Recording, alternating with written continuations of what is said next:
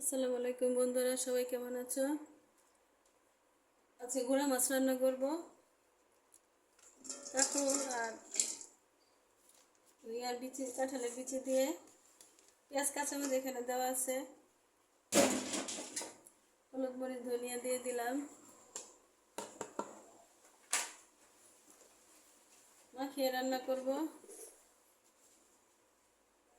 লবণ,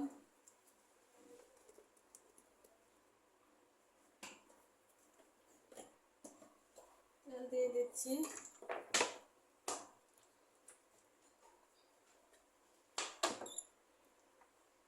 এভাবে মাখিয়ে গুঁড়া মাছের তরকারি রান্না করলে ভালোই লাগে।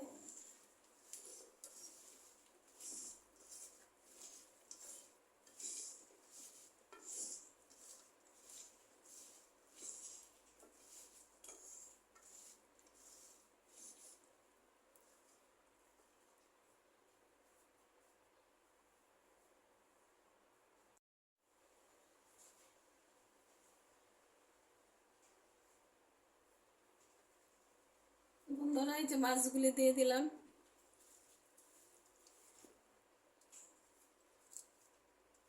টাটকা গুঁড়া মাছ, কাঁচমিশালি আর কি, ধুয়ে নিচ্ছি আগেই পরিষ্কার করে। মাখাবো।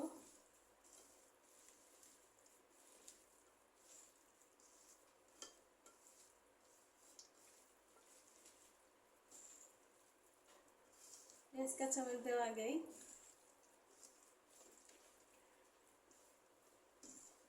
হালকা পানি দিয়ে দিই, হাত ধোয়া পানি দিয়ে বসিয়ে দিই। চুলা জ্বালিয়ে দিলাম।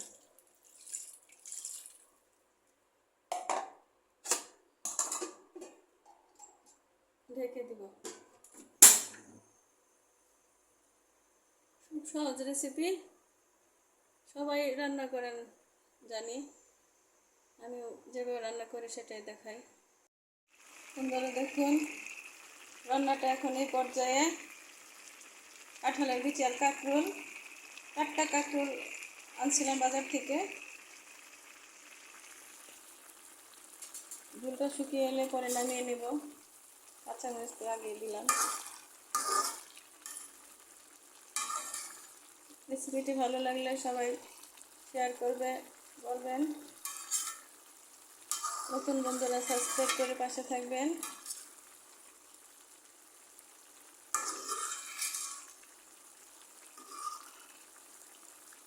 আমরা যা খাই তাই আপনাদের সাথে শেয়ার করি, প্রতিদিন যা রান্না করি সেটা শেয়ার করি।